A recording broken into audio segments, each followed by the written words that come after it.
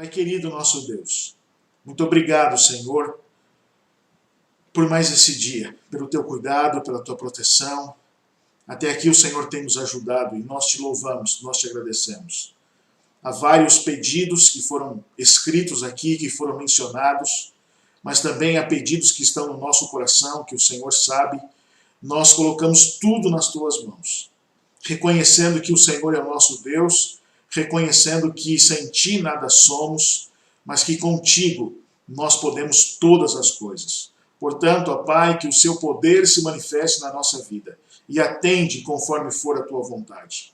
Também agradecemos, e há muitos aqui agradecendo pelo cuidado, pelo livramento, enfim, por tudo o que o Senhor tem feito, a nossa gratidão a ti. Nesse momento nós ainda queremos orar de forma especial pela irmã Inês, também pelo Mateus, que o Senhor continua cuidando deles, que a tua mão esteja estendida sobre eles. Por favor, Senhor, cuida dessa família querida, que a esperança da volta de Jesus possa confortar o coração, possa trazer esperança, certeza de um reencontro. Nos assiste agora nesse momento, que a tua palavra ela tenha poder para atingir o nosso coração, para nos alimentar espiritualmente. Portanto, rogamos para que o Senhor, através do teu Espírito, fale conosco nesse momento. Nós oramos no nome de Jesus. Amém, Senhor Deus. Amém. Mais uma vez, uma boa noite a todos. Sejam todos bem-vindos. Você que é de perto, você que é de longe, sejam todos bem-vindos. Nós estamos terminando uma série. Nesse mês de outubro, nós estudamos alguns milagres, alguns sinais do Evangelho de João. Começamos lá no início do livro, né? E estudamos ali sobre as bodas de Caná, foi o primeiro milagre, o primeiro sinal. Depois nós estudamos sobre a cura do filho do oficial, o paralítico ali no tanque de Betesda, a multiplicação dos pães, Jesus andando sobre as águas. Lá em João capítulo 9, estudamos a cura do cego de nascença, estudamos a ressurreição de Lázaro. Jesus aparece aos discípulos, nós também estudamos sobre a ressurreição de Jesus, e hoje o nosso último sinal registrado aqui no Evangelho de João é quando Jesus aparece de novo aos discípulos e mais uma vez uma pesca milagrosa acontece, mais um milagre, mais um sinal. Esse sinal não tem muito a ver com o propósito do livro de João, que era mostrar a divindade de Jesus, mas nós vamos ver que esse milagre ele tem muito a ver com a missão que Jesus deixou para os seus discípulos. Então, eu vou convidar você, por favor, abra aí a sua Bíblia no Evangelho de João. Por favor, me acompanhe na leitura. João, capítulo 21. Abra aí a sua Bíblia. Nós vamos ler do verso 1 até o verso 14.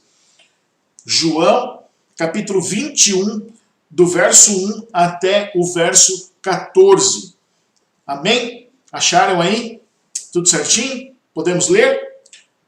Capítulo 21, a partir do verso 1, diz o seguinte: Depois disso, Jesus se manifestou outra vez aos discípulos, junto ao mar de Tiberíades. Lembra que João ele usa essa palavra, mas também o mar ali era conhecido como o mar da Galileia. Não esquece. Foi assim que ele se manifestou. Então João agora vai dizer para nós, ele vai narrar como que isso aconteceu. Verso 2. Estavam juntos Simão Pedro, Tomé, chamado Dídimo, Natanael, que era de Caná da Galileia, os filhos de Zebedeu, Tiago e João, e também mais 2 discípulos de Jesus, e ele não cita o nome. No verso 3, Simão Pedro disse aos outros: Vou pescar.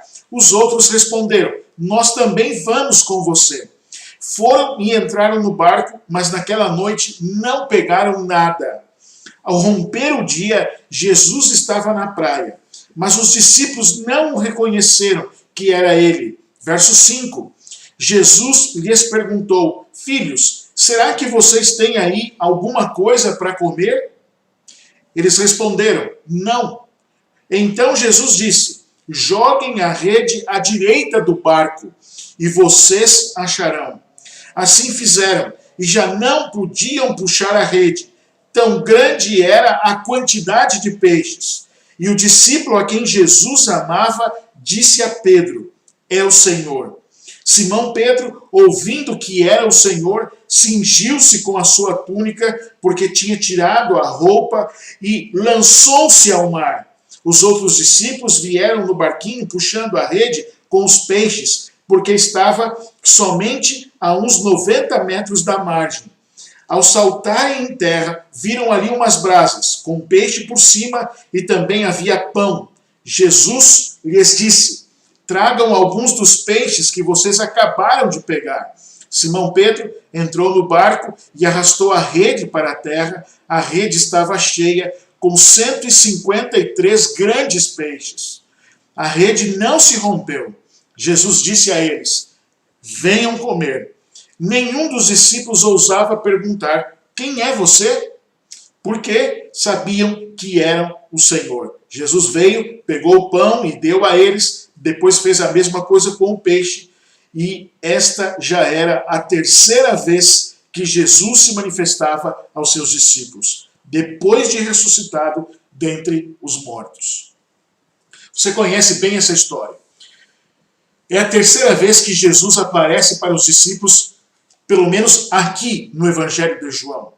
É a terceira e a última vez que Jesus aparece para os discípulos aqui no Evangelho de João. Alguns vão perguntar: pastor, ora, quando Jesus foi crucificado, eles não estavam em Jerusalém? Por que agora então eles estão lá no norte? Por que eles voltaram para Galileia? Por que eles foram para Galileia? E aí eu quero ler com você, eles estavam na verdade seguindo a ordem de Jesus. No livro de Mateus, capítulo 26 e o verso 32, Mateus capítulo 26 e o verso 32 diz o seguinte. Acharam? Estão comigo aí? Mateus 26, verso 32 diz o seguinte: mas depois da minha ressurreição, irei adiante de vocês para a Galileia. Então, eles foram para a Galileia porque Jesus havia dito que encontraria com eles ali. Por isso eles estão ali. Agora, veja, as aparições de Jesus para os discípulos depois da sua ressurreição, elas não eram assim tão frequentes. Não era todo o momento que Jesus estava com os discípulos. Autores sugerem que Jesus aparecia exatamente no momento em que ele achava oportuno ou que ele queria apresentar uma lição. E talvez esse momento seria um momento muito oportuno. Por quê? Porque esse momento da pesca nos remete, nos leva ao chamado de alguns deles.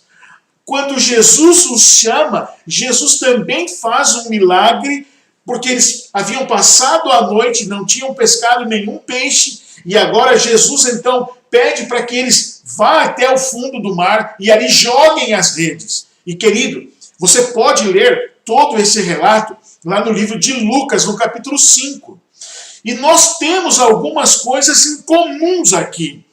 Lá em Lucas capítulo 5, eles também passaram a noite toda e não pegaram peixes. Agora, aqui no relato de João, eles também passaram a noite e não pegaram nenhum peixe. O relato, eles são parecidos, parece até que são paralelos, porém são diferentes. Por que são diferentes? Os detalhes que nós temos lá do Evangelho de Lucas é que eles pegaram as redes cheias de peixes e as redes estavam quase que estourando. E foi necessário que outros barcos ajudassem a trazerem então os peixes para a margem do mar, porque a quantidade de peixes era muito grande. Se você leu e prestou atenção na história, agora a rede não se rompe. E mais um detalhe, lá em Lucas nos é dito que foi pego muitos peixes, mas agora aqui em João nós temos uma contagem, nós sabemos exatamente quantos peixes foram pescados. Então há algumas diferenças, e Jesus escolhe exatamente esse momento. Veja, os discípulos foram para Galileia, nós não sabemos quanto tempo, e talvez Pedro era o líder deles. Você vai ver isso no livro de Atos. Pedro, o líder deles, então decide ir pescar. Mas veja, na primeira pesca ali, milagrosa, quando Jesus os chamou para serem discípulos, Jesus havia dito que iriam fazer deles pescadores de homens. Agora, o que nós temos após a morte de Jesus são os discípulos voltando para o seu ofício anterior, para o seu trabalho antigo. Várias respostas a gente poderia achar para esse fato.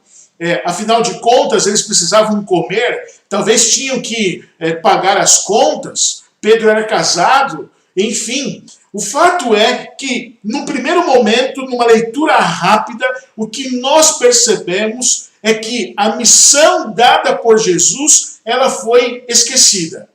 Ela não foi levada até o fim.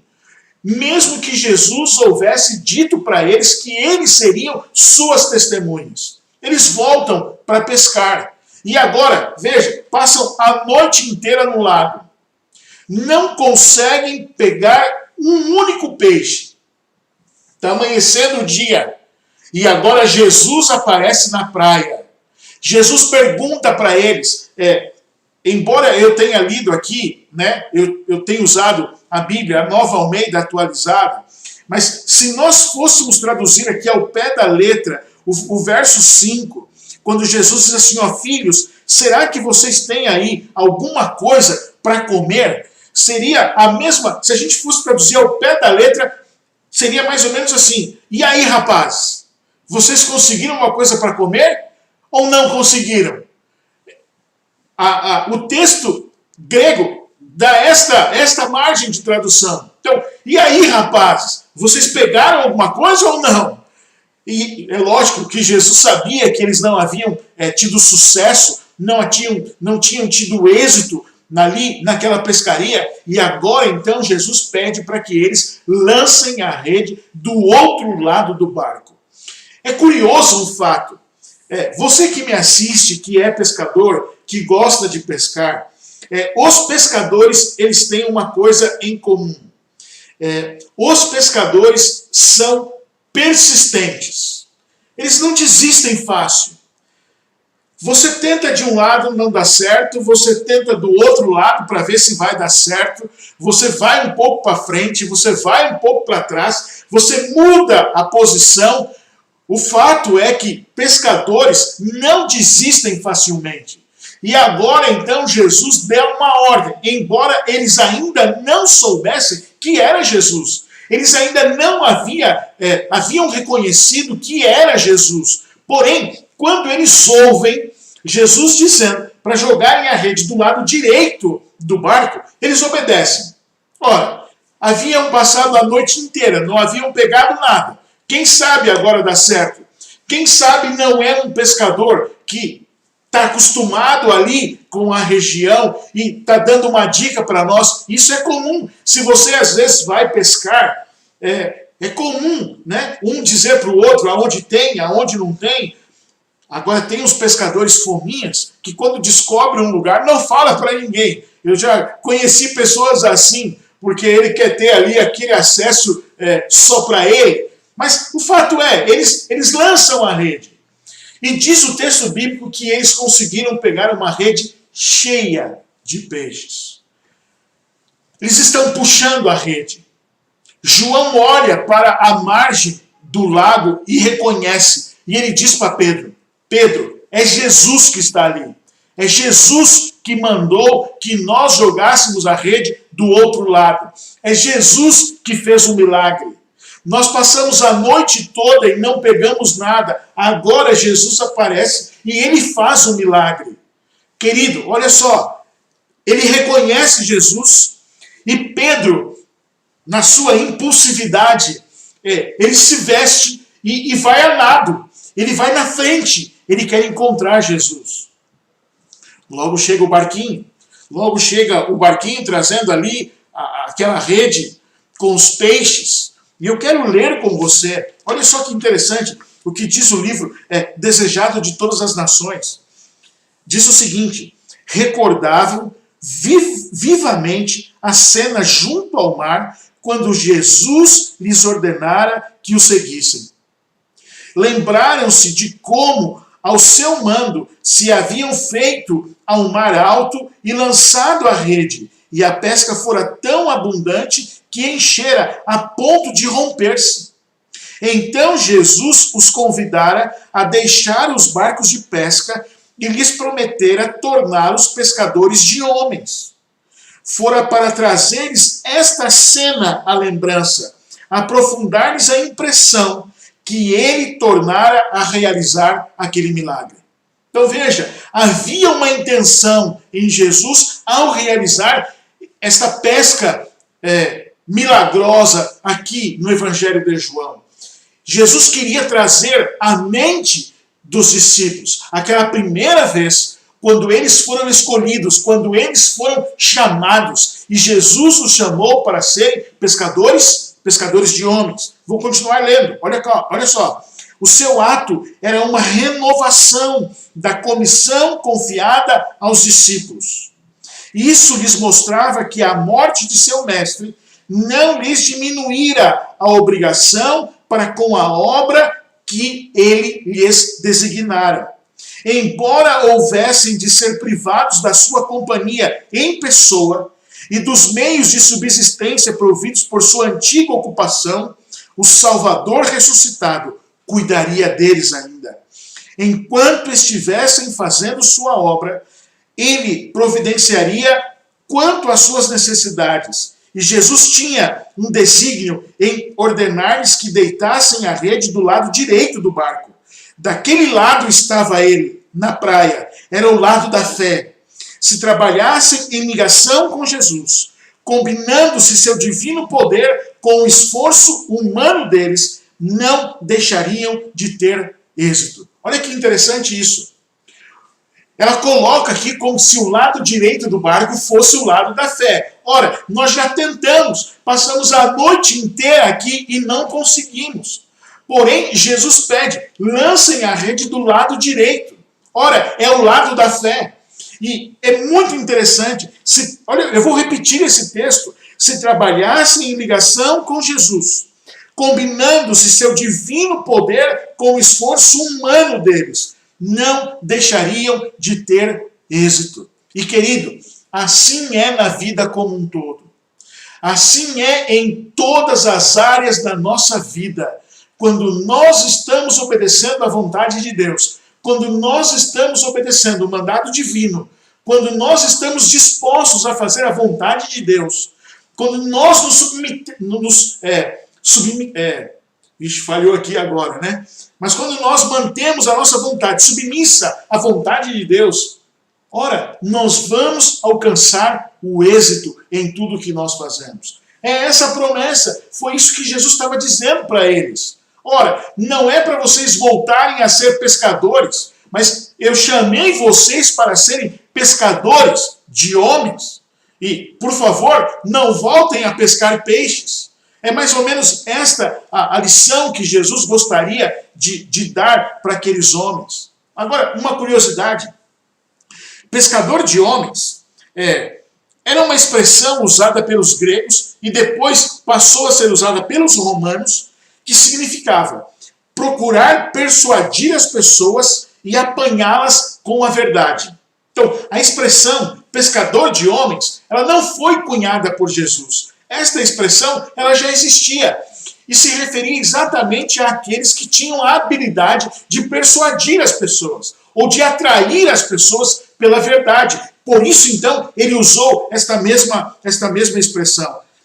Agora, é interessante que ao usar esta expressão, pescadores de homens, Jesus dá o verdadeiro significado a esta expressão. Vocês serão pescadores de homens. Mais do que isso, vocês falarão a verdade. E pela verdade, você conhece o texto, João disse que a verdade, ela faz o quê? Ela nos liberta. É interessante isso. Jesus está querendo reacender nos discípulos a chama da missão.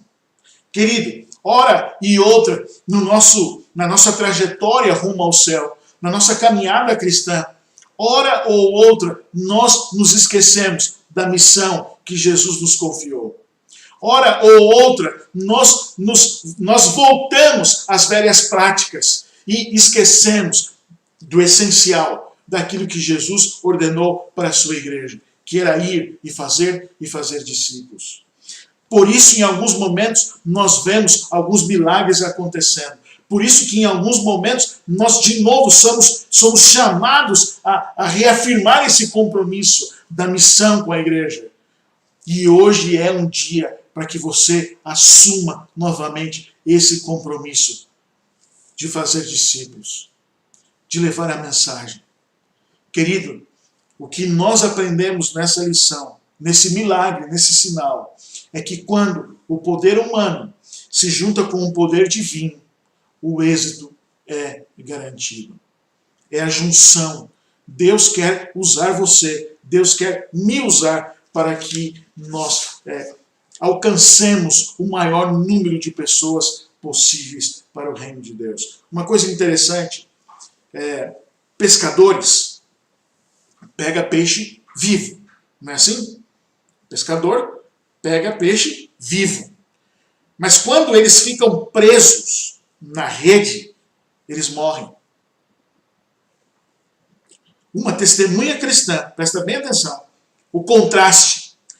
Uma testemunha cristã pega peixes mortos, ou seja, mortos nos seus pecados. Mas quando são apanhados na rede do Evangelho, Cristo lhes dá vida. Viram o contraste? Um pescador vai pegar peixes mortos. Um pescador de homens vai pegar peixes mortos em seus pecados e que Cristo agora vai lhes conceder a vida. Querido, não existe maior privilégio do que esse. Não existe maior satisfação na carreira cristã do que esta. Ter esse compromisso reafirmado. Ser um instrumento na mão de Deus para alcançar outras pessoas. E vou dizer, quando nós nos colocamos à disposição de Deus para realizar o seu trabalho, milagres acontecem. Milagres acontecem, sinais acontecem. E às vezes as pessoas ficam dizendo, pastor, eu estou na igreja há tanto tempo e já não tenho mais aquele vigor, parece que a minha vida espiritual está tão fraca. Ora, há um meio de você reavivar a sua vida espiritual. É você trabalhando por Jesus, unindo o seu esforço com o poder do Espírito Santo para alcançar outras pessoas. Era isso o que Jesus gostaria, era isso que Jesus queria mostrar aqui nesta pesca milagrosa. Há muita especulação em torno do número 153. Alguns veem a Trindade nesse número, alguns vai somando, enfim, há muito misticismo aqui em torno desse número 153. Eu poderia dizer várias coisas, mas queridos, vamos entender esse número, essa quantidade, 153, com uma totalidade. Os gregos, eles pensavam que haviam 153 qualidades de peixes. Por isso, esses peixes aqui representam a totalidade das pessoas. Quando eles pegam 153 peixes, quer dizer que a rede do Evangelho é para todos, sem distinção, sem exceção, não importa a raça, a cor, a idade, o jeito, não importa. O Evangelho é para todos. Por isso, esta intenção de João aqui em colocar o número, a quantidade de peixes que foram pescados. E veja, eu quero terminar essa minha exposição apenas mencionando um fato e fazendo referência ao Gessé. O Gessé tinha um ministério. O Gessé era do AMN, um motoclube. Não é um motoclube comum, mas é um motoclube diferente. E eu confesso a vocês que desde quando o Jessé ficou doente e foi internado, eu pude acompanhar um pouquinho mais de perto a ação desses motociclistas. Eu confesso a vocês que eu fui surpreendido positivamente pelo trabalho que eles realizam. O Jessé faleceu carregando, levando um colete que, acima de tudo, era um compromisso com a pregação do Evangelho. Nós também precisamos tomar essa decisão. Um dia antes do Jessé ser entubado, eu liguei para ele, eu consegui falar com ele no hospital. Eu perguntei para ele: Jessé, você precisa de alguma coisa? Está precisando de alguma coisa? Quer que faça alguma coisa? E a única coisa que ele me disse: pastor, a única coisa que eu quero, a única coisa que eu preciso é que vocês orem por mim, para que a vontade de Deus se cumpra na minha vida. Nós nunca vamos entender, nós nunca vamos explicar a morte. Não vamos. Hoje tombou um guerreiro do Senhor. Hoje descansou um homem de Deus.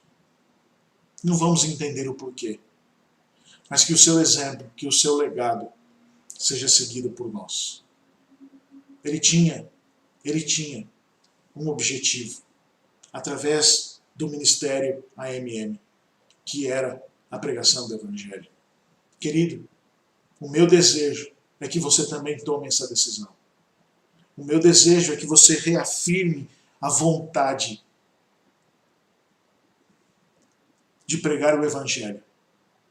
Recebi há pouco uma mensagem de um dos anciãos da Igreja Central, dizendo assim: nesse mundo, o que nos resta é só tristeza. E de fato, enquanto vivermos aqui, é isso que teremos. Por isso, a nossa maior responsabilidade: contar da esperança, da certeza da volta de Jesus a mais pessoas, para que as pessoas não se sintam sozinhas, não se sintam perdidas e sem esperança, mas que através do seu exemplo, através da sua atitude, através daquilo que você pode fazer para a pregação do Evangelho, outras pessoas conheçam esse Jesus maravilhoso e que um dia nós estejamos juntos no céu. Querido, eu vou orar por você e gostaria que você tomasse essa decisão. Você gostaria de reafirmar esse compromisso com Deus? Você gostaria de reafirmar esse compromisso com Jesus, de dizer assim: Senhor, eu quero ser ativo na sua obra. Então, apenas escreva aqui para mim: eu quero. Eu quero. Escreva: eu quero. Você quer ser ativo na obra do Senhor. Você quer ser um instrumento poderoso na mão do Senhor. Você quer unir o seu esforço com o poder divino para alcançar mais pessoas. Escreva aqui: eu quero. Pastor, eu quero. Eu vou orar por você, para que Deus realmente use você, para que você seja um instrumento de Deus aonde você estiver. Que você seja um agente da esperança, que você seja alguém iluminado, que as pessoas, ao olharem para você, saibam que você é filho de Deus. Escreva aqui, escreva para mim: eu quero. Pastor, eu quero. Você pode escrever, você que está aqui no Facebook, você que está no YouTube, por favor. Jesus está chamando você para tomar essa decisão, reafirmar esse seu compromisso. E se você quer ser um instrumento poderoso na mão de Deus, escreva aqui: eu quero. Feche os seus olhos, eu vou orar por você. Pai querido, nosso Deus, muito obrigado, Senhor, pela exposição da Tua palavra. Obrigado porque, a despeito dos nossos erros, dos nossos pecados, o Senhor ainda nos concede o privilégio de participar do avanço do Teu reino aqui nessa terra. E hoje nós estamos fazendo esse compromisso Hoje nós estamos dizendo para o Senhor que queremos ser instrumentos nas tuas mãos, queremos ser usados por ti, aonde nós estivermos, seja na nossa casa, no nosso trabalho, na faculdade, na escola, com os nossos vizinhos, com os nossos parentes, com os nossos amigos, seja onde for que nós estivermos, que sejamos instrumentos poderosos nas suas mãos. Por favor, Pai, nos toma nos teus braços. Traz o alento e o conforto que o nosso coração precisa nessa hora. Seja conosco, seja com a irmã Inês, seja com o Mateus, seja a força que eles precisam nesse momento. Nós rogamos a tua bênção e nós oramos no nome de Jesus. Amém, Senhor Deus. Amém.